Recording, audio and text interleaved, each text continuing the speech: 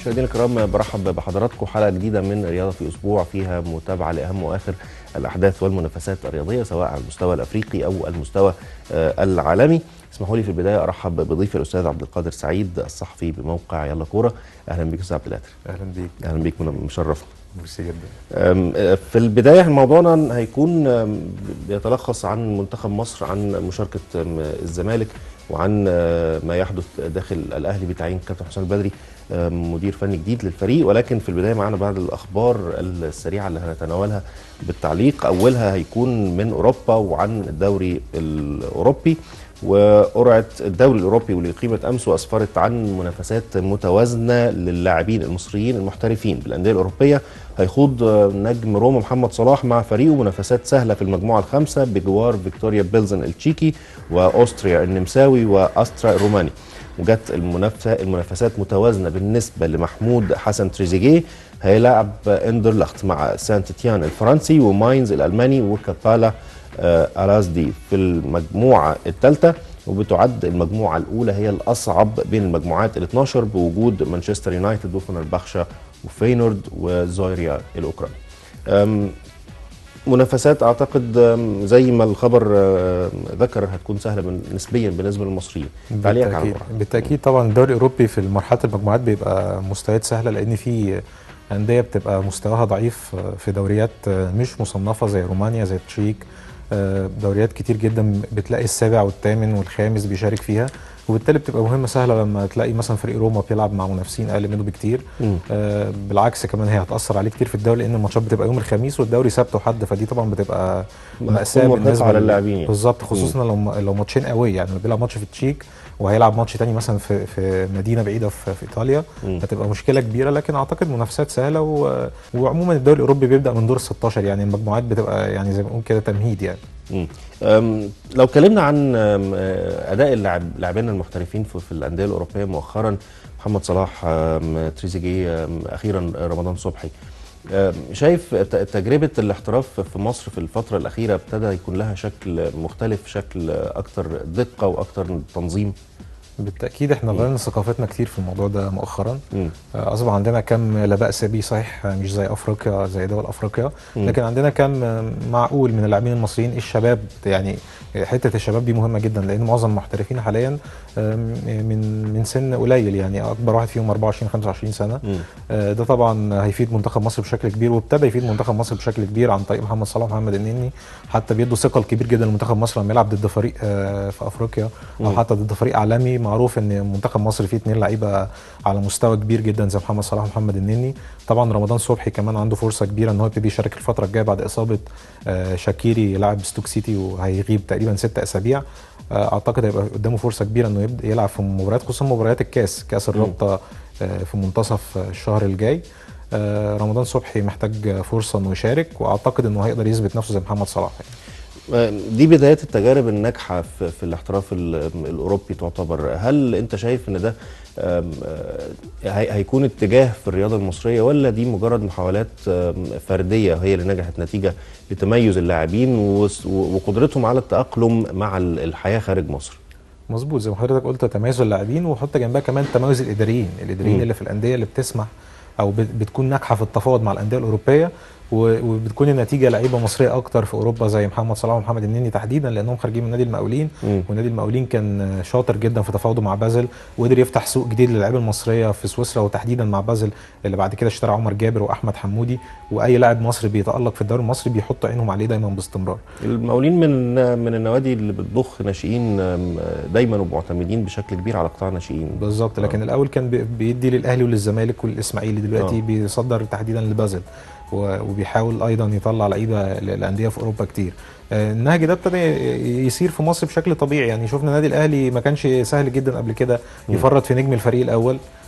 يعني رمضان صبحي كان افضل لاعب في الفريق، او هنقول من افضل 3 يعني لو ما بلغناش، ومع ذلك اداره الاهلي وافقت ان هو يسافر، لان كان مقابل مادي كبير، وفي نفس الوقت فرصه ما بتجيش لاي لاعب في العالم انه يلعب في الدوري الانجليزي، يعني اقوى دوري في العالم. كل التوفيق بالتاكيد لمحترفينا في الدوريات المحليه او سواء في البطولات الأوروبية القارية. وخلينا نروح لخبر آخر محلي مع تعاقد نادي دجلة مع إبراهيم نضاي اللي بيبلغ من العمر 18 عام واللي بيلعب كجناح أيسر في نادي ديار. ونادي دجلة ما أعلنش لسه عن قيمة الصفقة. وادي دجلة معروف انه دايما برضو بيقدر يستقطب لاعبين مميزين. هل هيكون ابراهيم نضاي سلسله برضو لنفس التميز ده؟ بالظبط، يعني احنا كنا بنتكلم عن اللعيبه المحترفين اللي بيطلعوا من مصر، في كمان لعيبه محترفين بيجوا مصر الفتره الاخيره على مستوى عالي جدا وبمبالغ كبيره وفي مبالغ قليله. يعني اللاعب اللي ابرزهم في الفتره الاخيره يعني من ناحيه المبالغ الكبيره اللي اتدفعت سواء دخلت او خرجت، طبعا ايفونا هو ابرز صفقه افريقيه حصلت في الفتره الاخيره. الاهلي اشتراه تقريبا ب 2.5 مليون دولار وباعه ب 8 مليون دولار. ده رقم خرافي يعني بالنسبه للدوري المصري وبالنسبه للاعب يخرج من افريقيا عموما بالرقم ده. لكن طبعا ده عشان هو رايح الصين، وعارفين طبعا الدوري الصيني بيدفع مبالغ غير معقوله ومبالغ فيها طبعا. لكن بالتحديد وادي دجله طبعا عندهم عين خبيره جدا في استقطاب اللاعبين، مش بس الافارقه والمصريين كمان. قدروا قبل كده يقنعوا مالودا ان هو يجي مصر. كان اختاروا ستانلي، جابوه من حته يعني ما كانش ظاهر في افريقيا بشكل كويس. جابوا دلوقتي اللاعب السنغالي ده. اعتقد ان هم يعني بيعرفوا ازاي يشتروا اللعيبه وبعد كده بيعرفوا يسوقوه. يعني هو بيشتري لعيب يستفاد بيه فتره وبعد كده اللعيب ده بيبقى مثابه استثمار. يعني اللاعب ده اعتقد ثمنه لن يتعدى 200,000 دولار. لكن لو تالق واثبت نفسه وادي دجله ممكن بعد سنتين يتباع ب 10 اضعاف المبلغ ده على الاقل يعني. ذكرت ايفونا كنموذج للعيب المحترف الناجح اللي جه مصر. هل مجرد انه اتباع بقيمه كبيره ولا لانه كان ليه تاثير بالفعل داخل الملعب مع الاهلي؟ وهل في نماذج تانية للعيبه اخرى بالفعل محترفين وكان ليهم تاثير حقيقي مع فريقهم؟ هو طبعا الاثنين. يعني انا اخترت ايفونا لانه اولا ليه قيمه كبيره جدا في الملعب. راجل دولي بيلعب في منتخب الجابون. يعني كلنا شفنا في مصر صحيح ما جابش اهداف مبالغ فيها او اهداف كتيره يعني. تقريبا سجل 12 هدف بس في الدوري، فده شيء مقبول بالنسبه للمهاجم لاول موسم بيلعب فيه. لكن طبعا العرض اللي جاله ما كانش ينفع يكمل ابدا بالمبلغ ده، مبلغ ما يترفضش يعني. هو حتى بالنسبه له لعب في الصين اول مباراه سجل فيها هدف. هو يعني متوقع ليه انه كان لو فضل في الاهلي سنه او سنتين كمان كان هيطلع على اوروبا. وهو كان فعلا مرشح وكان في عروض بتجيله من انديه فرنسيه بس كانت درجه ثانيه. فانا شايف ان هو فعلا كان من ناحيه ماديا وفنيا هو كان من افضل اللعيبه اللي موجودين في الفتره الحاليه يعني. جميل. ولكن بتتوقع النجاح وتألق صفقة إبراهيم نضاي مع وادي دجلة؟ هو الحقيقة أنا ما شفتوش، لكن أنا أثق في إدارة وادي دجلة إنها بتعرف تختار لعيبة كويس، وبالتالي أكيد هنشوف لعيب كويس يعني. الملعب هيكون هو الفيصل بالتأكيد، ونتمنى بالتأكيد التوفيق لإبراهيم نضاي. وصفقة أخرى من نادي الزمالك واللي حصل على توقيع أحمد رفعت لاعب وسط نادي إنبي، ووقع اللاعب للزمالك على عقد 5 سنين ويتم حسم الصفقة مع إنبي خلال اليومين القادمين. برضو تعليقك على الصفقة دي والصفقات الأخيرة لنادي الزمالك بشكل عام؟ يعني والزمالك بيواصل نجاح ساحق في موسم الانتقالات الحالي. تقريبا لما 75% على الأقل من نجوم الدوري المصري اللي ناجحين مش بس في السنه اللي فاتت، في السنوات الاخيره. منهم احمد رفعت، كان الزمالك حاول يضمه اكتر من مره لكن اخيرا نجح انه يضمه ويكسب لاعب جناح جديد او في مركز صناعه اللعب اللي هو غني جدا في نادي الزمالك. نادي الزمالك من اكتر الانديه في افريقيا دلوقتي اللي عندها لعيبه في المركز ده. كل اللعيبه اللي عندهم في المركز ده حريفه يقدروا يقوموا باكتر من مركز. انا شايف ان الزمالك عمل ميركاتو ناجح جدا في الصيف ده، واعتقد ده هيكون دفعه كبيره جدا ليه ان هو يقدر ينافس على الدوري الموسم الجاي، وممكن يكون عنده فرصه كبيره انه يستعيد. تمام. خلينا ننتقل لمنتخب مصر واستعداداته بوديتين امام جنوب افريقيا وغينيا. وخلينا نبدا باتصال هاتفي مع سياده العميد ثروت سويلم القائم باعمال رئيس اتحاد الكره المصري. اهلا بيك يا سياده العميد. اهلا بازي حضرتك. اهلا بحضرتك يا فندم، منورنا. الحمد لله تحت امرك. بنتكلم عن استعدادات المنتخب المصري والمعسكر اللي هيبدا بمشروع الهدف واستعدادا للوديتين القادمتين امام جنوب افريقيا وغينيا. عايزين نطمن على اخر اخبار المنتخب والدعم والمساعده اللي بيقدمها اتحاد الكره في الفتره الاخيره يا فندم. والله احنا المعسكر المنتخب بدا النهارده ان شاء الله في مشروع في 6 اكتوبر. ان شاء الله عندنا ماتش يوم 30/8 مع غينيا. 1/9 هيسافر لجنوب افريقيا، وعندنا ماتش في جنوب افريقيا يوم 6/9 ان شاء الله باذن الله. طبعا يمكن المنتخب في الفتره الاخيره ما كانش فيه اي معلومات عنه، لان يعني يدير المنتخب مشرف على المنتخب الكابتن انا ابو ريده، مدير المنتخب الكابتن المهندس إيهاب ليطة. المهندس إيهاب ليطة عامل اصرار منه مع المهندس هنا بريده ان ما يكونش فيه اي تدخل في عمل المنتخب الاول. املين طبعا ان ده بدايه تصفيات كاس العالم، الماتشين اللي جايين مع الكونغو وبعدين مع غانا. اعتقد نجاحنا في الماتشين دول هيكون يعني خطوه جديده في الوصول لكاس العالم باذن الله. تمام.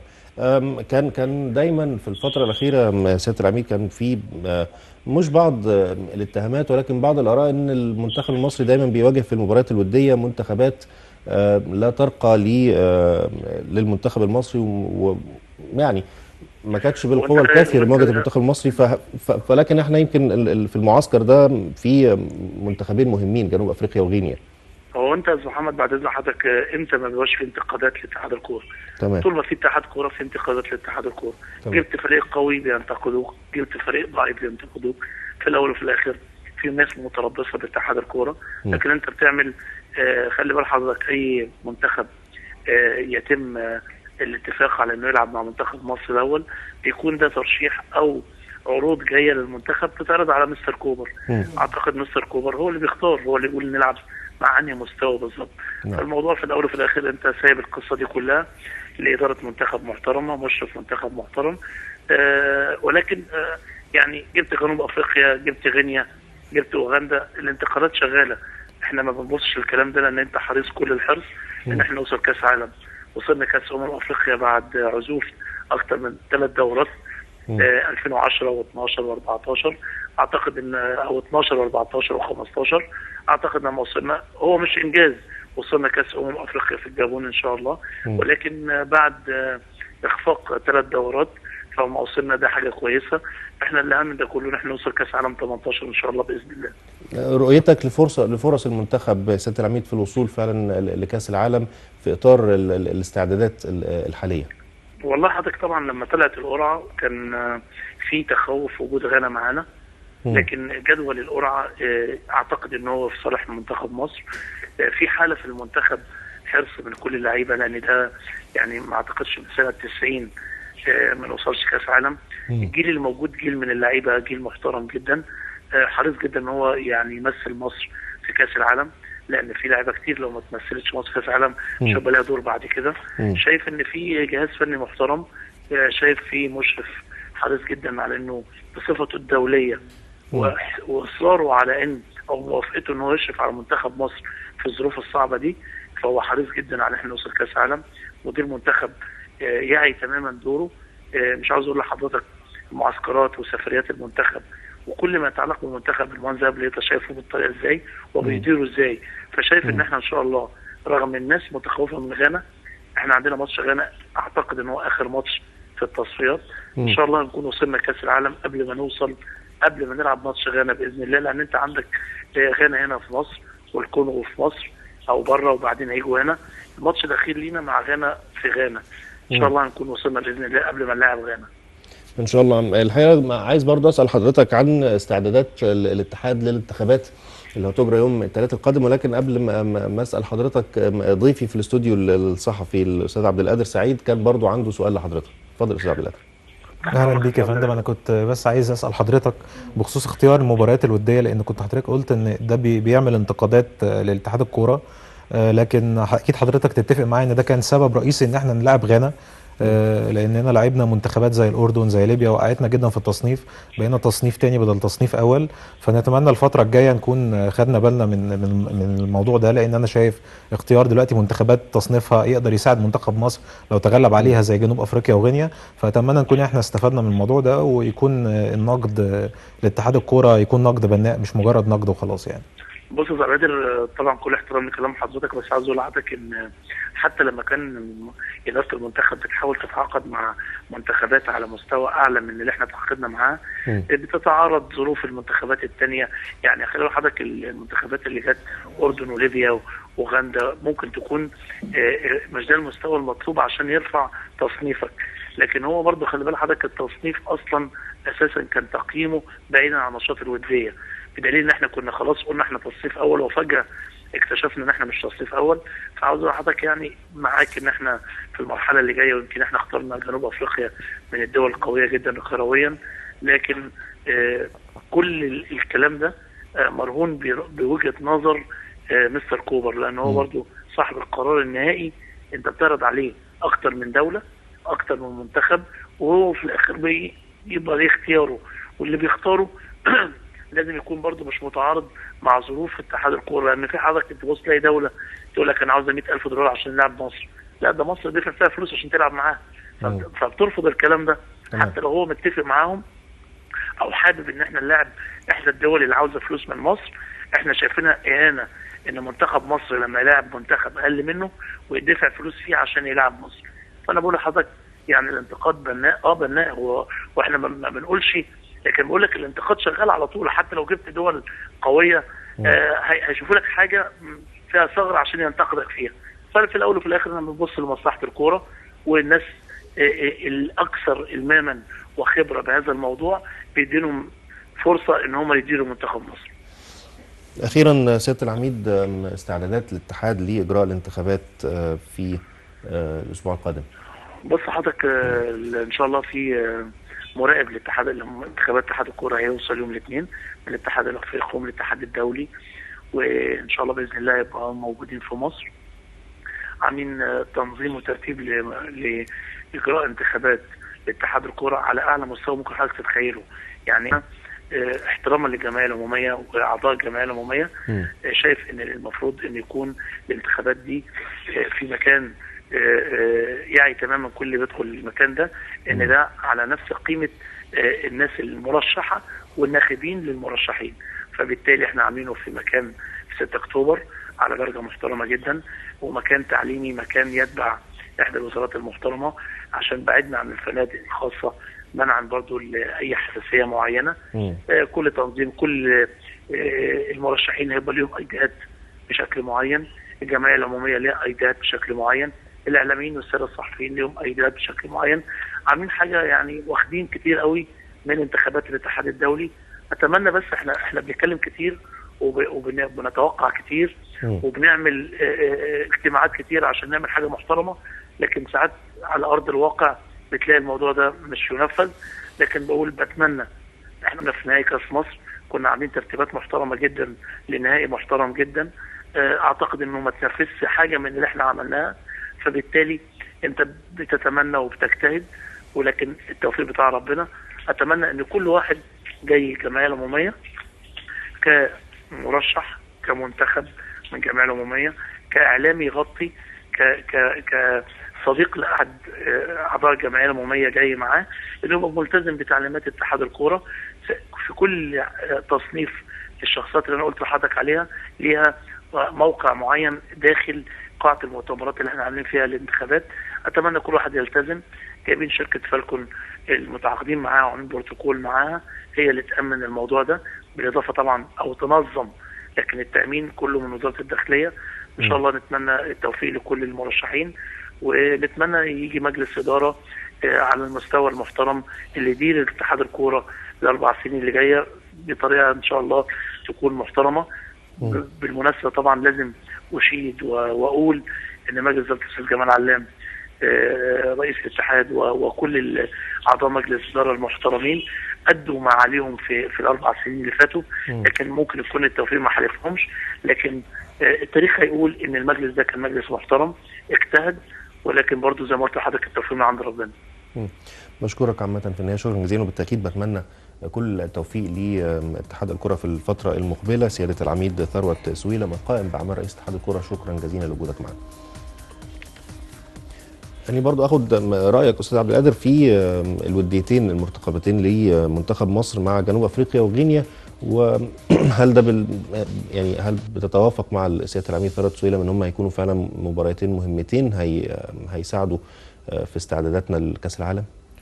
يعني نتمنى ذلك طبعا. مباراة غينيا اللي في مصر دي هتكون بداية مشوار الاستعداد لتصفيات كاس العالم.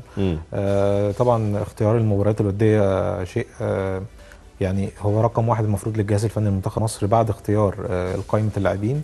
يمكن الاستاذ ثروت سويلم كان قال ان الوديات هي اللي ما اثرتش على التصنيف، وطبعا التصنيف الاتحاد الدولي لا يعتمد على اي شيء غير المباريات الوديه والرسميه. فاتمنى فعلا ان احنا الفتره الجايه نلعب ضد منتخبات تقدر تساعد من تحسين تصنيفنا في الوقت اللي نفسه اللي بنستعد فيه من خلال المباريات دي لتصفيات كاس العالم، لمباراه الكونغو طبعا اللي هتبقى في منتهى الصعوبه، لان دايما البدايات صعبه. لسه منتخب مصر ملوش تشكيل واضح. لو سالت اي حد في الشارع دلوقتي ايه تشكيل منتخب مصر، مستحيل اتنين هيطلعوا زي بعض يعني. فنتمنى في المباراتين دول وتحديدا مباراه جنوب افريقيا يكون مستر كوبر هيلعب بالتشكيل اللي هيقدر يلعب فيه مباراه الكونغو، وهو ده اختيار موفق جدا انه يلعب مباراه خارج مصر، رغم ان جنوب افريقيا بصبغه اوروبيه شويه مالهاش علاقه قوي باللي هنشوفه في الكونغو، لكن اتمنى تكون استعداد قوي مباراه خارجيه قبل مباراه الكونغو اللي اتمنى يعني ان شاء الله يعني نقدر نحقق فيها فوز ان شاء الله. نروح بقى للبطوله الافريقيه ونادي الزمالك اللي بيسير بخطى ثابته في البطوله الافريقيه بعد خروج النادي الاهلي من النهائيات، واصبح الزمالك هو ممثل مصر الوحيد وامل مصر الوحيد اصلا في الحصول على اللقب الافريقي. الزمالك مباراته الجايه هتكون مع الوداد المغربي. شايف مشوار الزمالك بشكل عام، هل بالفعل هو موفق ويستحق الوصول لدور نصف النهائي؟ طبعا ما تقدرش تقول لفريق وصل نصف نهائي دوري ابطال افريقيا انه لا يستحق. اكيد يستحق، اكيد تعب، عمل، اشتغل كويس. صحيح الظروف ساعدته زي خروج وفاق سطيف من المنافسه، كان هيبقى منافس شرس جدا مع سان داونز للتاهل، لكن الزمالك قدر الحظ انه يخدمه انه يبقى المجموعه 3 فرق بس ويقدر يتاهل، رغم انه مثلا خسر مباراتين من سان داونز اللي هو اللي ترشح كمتصدر للمجموعه واصبح احد المرشحين للبطوله بعد اصلا ما كان مستبعد، خرج من دور ال 16 ورجع بقرار من الاتحاد الافريقي. فدي طبعا يعني لو خد البطوله تبقى حاجه اسطوريه كده زي الدنمارك 92، يعني فريق خرج من البطوله رجع بقرار ودلوقتي وصل سيمي فاينل. فانا اعتقد ان الزمالك في مواجهه صعبه جدا ضد الوداد. يمكن الوداد لما شفناه ضد النادي الاهلي يعني مش ده برضه الفريق اللي يخوف او اللي يهز نادي الزمالك او نادي الاهلي. الاهلي قدر ياخد منه 4 نقاط في مباراتين، قدر يكسبه في المغرب. مباراة برج العرب هنا كانت المفروض الأهلي سجل فيها هدف كان غير محتسب، لكن يعني كان نقدر نقول إن الزمالك يقدر يعمل الأهلي عمله. على الأقل خالص لو كسب مباراة وتعادل مباراة هنبارك للزمالك تأهله للنهائي لأول مرة من سنة 2002. من سنة 2002 الزمالك بيحاول يوصل للنهائي، كان وقتها أكتر فريق محقق البطولة في أفريقيا، وكان هو الأسطورة الجديدة لأفريقيا بعد ما النادي الأهلي كان فاز بنادي القرن في القرن الماضي. كان الزمالك بادئ بداية عظيمة جدا بفوزه ببطولة دوري الأبطال سنة 2002. اعتقد الزمالك دلوقتي تاني بيرجع للامجاد وبيرجع للبطولات وبيقدر يرجع التاريخ اللي يعني كان بطل يكتب فيه في السنوات الاخيره. صفحه نادي الزمالك في التاريخ البطولات كانت فاضيه في السنوات الاخيره باستثناء بطولات الكاس. قدر يضيف الدوري السنه اللي فاتت وقدر يحقق كاس رابع على التوالي، انجاز تاريخي غير مسبوق في تاريخ النادي. وصوله لنصف نهائي دوري ابطال افريقيا صحيح انجاز، لكن مش ده الانجاز اللي ممكن يكتفي بيه نادي الزمالك. الانجاز المنتظر بالفعل من نادي الزمالك. يعني اداره نادي الزمالك وجماهيره واللاعبين اكيد عمرهم ما هيكتفوا ابدا بالتاهل لنصف النهائي ولا حتى النهائي، اكيد هدفهم البطوله. نتمنى ربنا يوفقهم قدام قدام فريق الوداد. صحيح فريق مش قوي لكن مش سهل جدا ابدا، يعني مش منافس يخوف. نادي الزمالك يقدر يتغلب عليه، لكن عليه خصوصا وان فريق الوداد يمكن في الفتره الاخيره كمان دعم ببعض اللاعبين الجداد زي شيكاتارا النيجيري. شيكاتارا ده يعتبر من افضل اللاعبين، من افضل الوجوه الصاعده في افريقيا فعلا. فهل ده برضه هيغير شكل الفريق عن اداؤه امام النادي الاهلي؟ اكيد اي صفقه جديده ممكن تضيف، خاصه لو في مركز الهجوم ولعيب يقدر يسجل. شفنا سجل هدف رائع جدا في زاسكو الزامبي، تسديده من مسافه بعيده.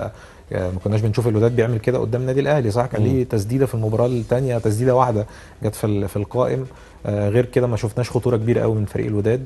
اعتقد ان شيكاتارا ده تحديدا ممكن يبقى مصدر خطوره كبير جدا لنادي الزمالك، ويعني للاسف هو اللاعب ده كان المفروض هيبقى في نادي الزمالك وقت تولي ميدو المسؤوليه، لكن الخلافات ماديه وخلافات فنيه ايضا ما انضمش. النهارده هو بينضم للوداد وبيلعب ضد نادي الزمالك. نتمنى ان الزمالك ما يندمش على ضمه في مباراه الوداد. يعني نتمنى احنا كمان ان احنا ما نندمش. هيكون في تعارض ما بين الوديتين المنتخب، وخصوصا الوديه الثانيه، وما بين ميعاد مباراه الوداد. هل لعيبه الزمالك هيتركوا المنتخب يعني مستر كوبر هيسيبهم من المنتخب عشان ينضموا لفريق الزمالك، ولا يعني التنسيق هيكون شكله ايه؟ اعتقد ان مباراه المنتخب هتكون يوم 6 سبتمبر. مباراه الوداد من 16 ل 18 سبتمبر. اعتقد في فرق 10 ايام. صحيح النادي الزمالك لعيبته المفروض كانت تستغل الفتره دي انها تاخد راحه زي ما النادي الاهلي عمل دلوقتي، واخد اسبوع راحه. نادي الزمالك السنه دي مش هيريح خالص، يعني الفتره اللي المفروض كان هيريح فيها لعيبه في المنتخب ولاعيبه تانية بتستعد لاكبر حدث في الموسم اللي هو نصف نهائي دوري ابطال افريقيا.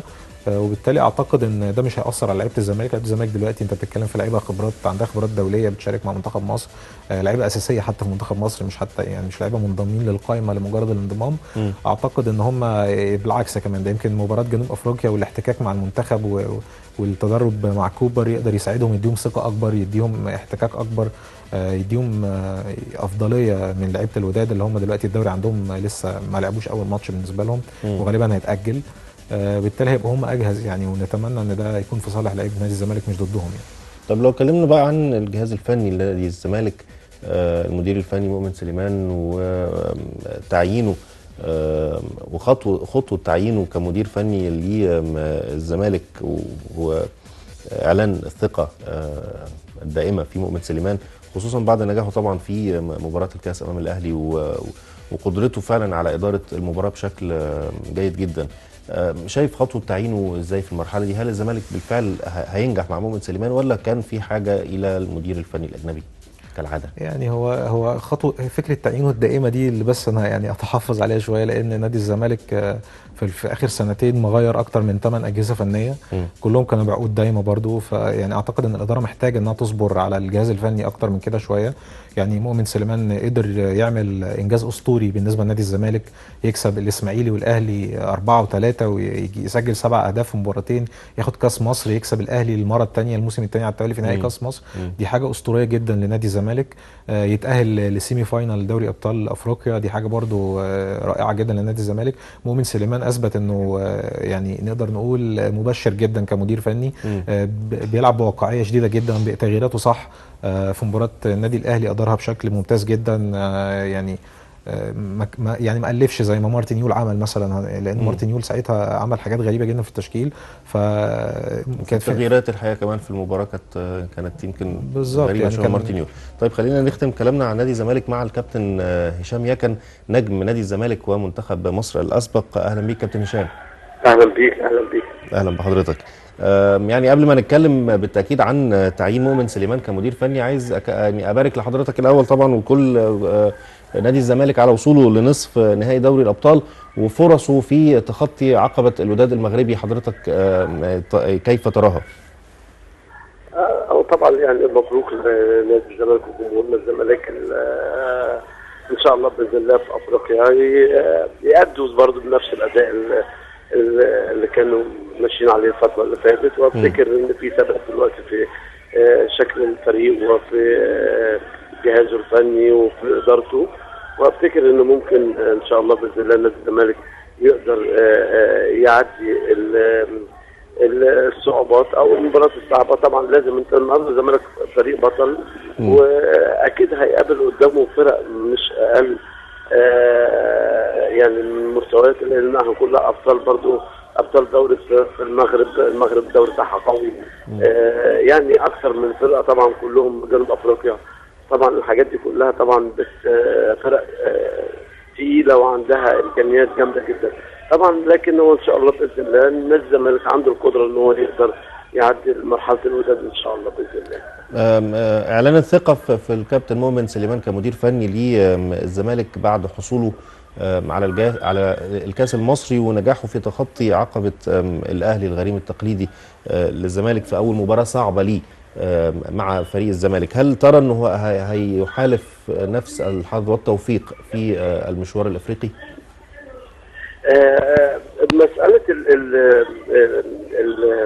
ما فيش مدرب في العالم مش كويس يعني، او بمعنى اصح ما فيش مدرب قدر يكسب كل المباريات. في مكسب وفي خساره وفي كل حاجه وبيقابلك ظروف وبيقابلك يعني. عايز اقول ان اللعيب المدرب ما بيقاس بيقاس بمجهوده.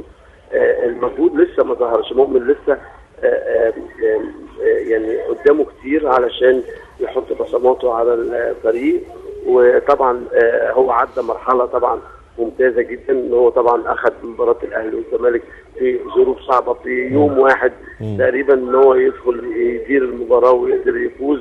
طبعا كان ليها طبعا الدفعه طبعا ان هو يقدر يبص لمباراه الاسماعيلي بعديها، وبعد كده يبص لماتش افريقيا، وقدر ان هو طبعا يحقق. طبعا الدفعه بتاعت مباراه الاهلي والزمالك دي بترفع اي مدرب ان هو فعلا يقدر ياخد ثقه في نفسه ويقدر يشتغل اكتر.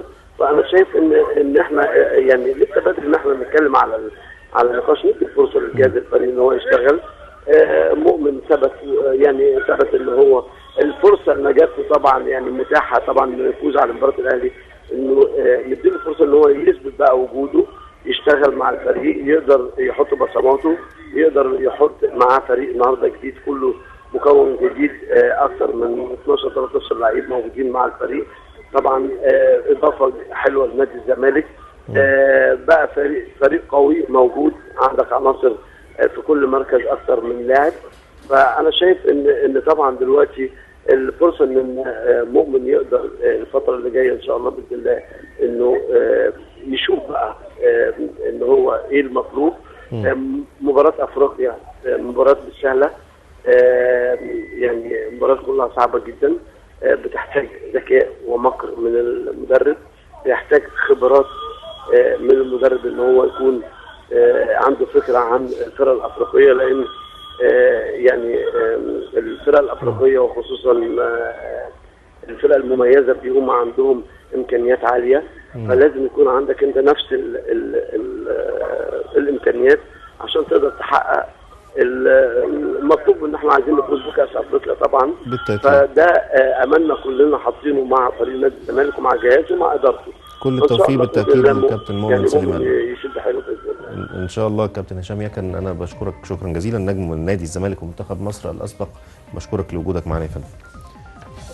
خلينا بقى نروح للاهلي وتعيين الكابتن حسام البدري كمدير فني بعد رحيل مارتن يول بعد فشله في الحصول على لقب الكاس والخروج من البطوله الافريقيه. تعليقك على تعيين الكابتن حسام البدري مع الوضع في الاعتبار ان في بعض الاعتراضات اللي مش هينفع ننكرها سواء من الجماهير او محبي النادي الاهلي بشكل عام. تعليقك على هذه الصفقه. تمام. يمكن التعاقد مع حسام البدري كان بمثابه مفاجاه لجماهير النادي الاهلي بشكل خاص جدا. حسام البدري موقفه لا يختلف كثيرا عن موقف عصام الحضري مثلا في النادي الاهلي، لانه قبل كده ترك النادي الاهلي من اجل عرض في التدريب في الدوري الليبي، ودي كانت بمثابه صدمه لجمهور النادي الاهلي. البعض اعتبره هروب من المسؤوليه رغم ان الكابتن حسام نفى الموضوع ده وقال انه كان متفق مع الاداره، لكن يظل الموضوع حتى الان يعني محل جدال كبير ومحل نقاش كبير جدا. وبالتالي ده قبل ما الناس بتتكلم فنيا على كابتن حسام البدري بيتكلموا على النقطه دي. البعض بيطالبوا بالاعتذار قبل ما يبتدي مهمته مع النادي الاهلي، رغم ان هو خلاص بكره الصبح هيتم اعلانه رسميا في مؤتمر صحفي مع الجهاز المعاون ليه اللي لسه ما اتحسمش بنسبه 100% لحد دلوقتي. لكن اتمنى يعني ان اداره النادي الاهلي تكون هذه المره صائبه في قرارها، رغم ان على الورق يعني ما اعتقدش ان هم كان ده الخيار الامثل بالنسبه لهم. البعض طالب بعوده مانويل جوزيه بما انه اكتر واحد شخصيه، يعني مش بتكلم على فنيا، ممكن في مدربين كتير فنيا افضل من مانويل جوزيه، لكن الجيل الحالي للنادي الاهلي يمكن الجميع يتفق انه في حاجه لمدرب صاحب شخصيه قويه جدا، وده اللي كان البعض يتوسمه في مارتن يول. لكن مارتن يول ما اظهرش ده الحقيقه لما ابتدى في النادي الاهلي يدرب كمهمه جديده ليه في افريقيا، ما شفناش ده الحقيقه. لكن البعض كان يتمنى مدرب صاحب شخصيه قويه يقدر يسيطر على اللاعبين، يقدر يمنع المشاكل اللي بقينا نسمع عنها في النادي الاهلي.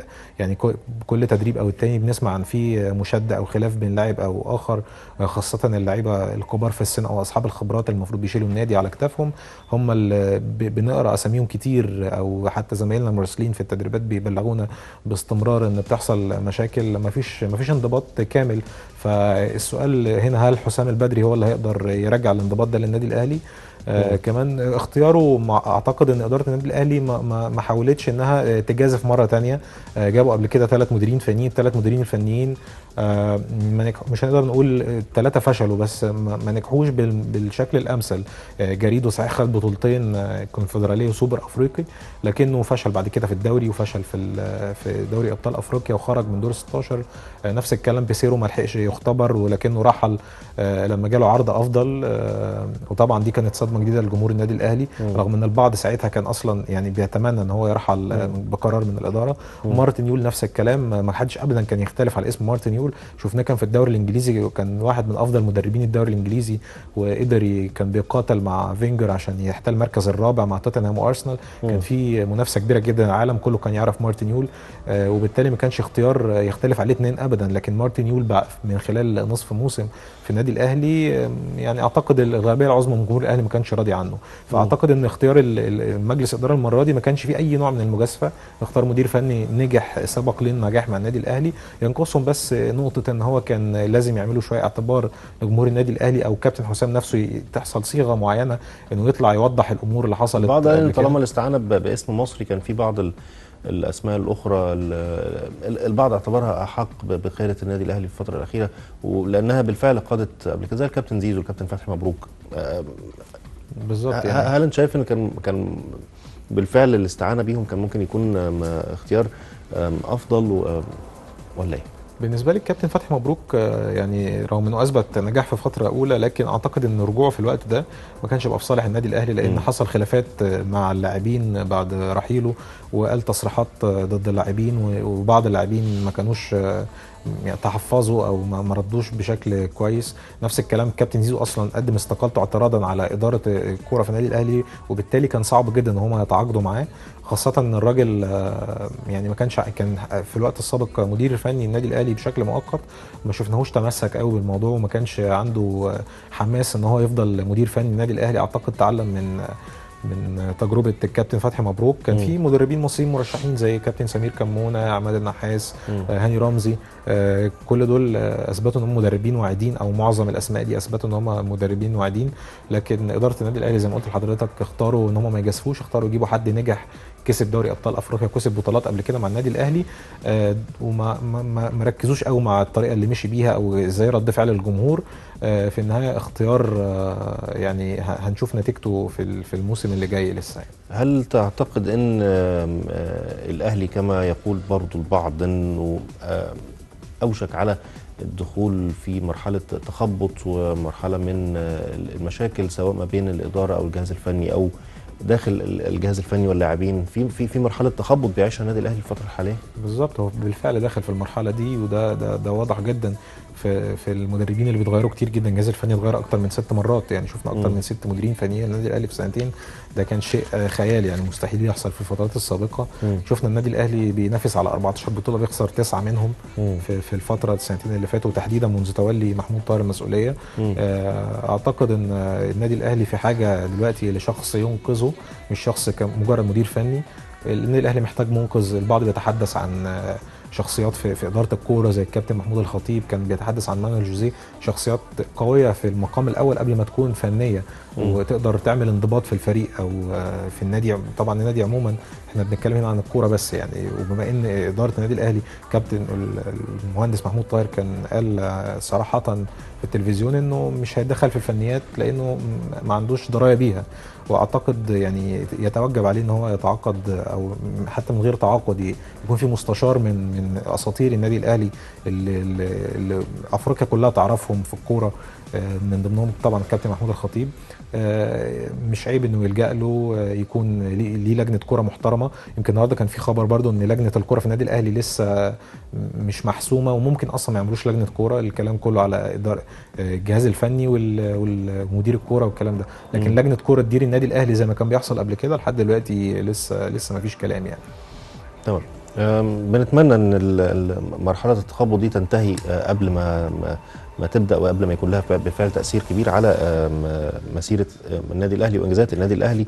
انا في النهايه بشكرك شكرا جزيلا استاذ عبد القادر سعيد، الصحفي بموقع يلا كوره. بشكرك لوجودك معنا، وبتمنى تشريفك لينا مرات اخرى ان شاء الله. اهلا بيك، وانا سعيد جدا كنت موجود مع حضرتك النهارده. اشكرك. الشكر ايضا متواصل لكم مشاهدينا الكرام. في الاسبوع القادم في نفس الميعاد حلقه جديده من رياضه في اسبوع. في اللقاء.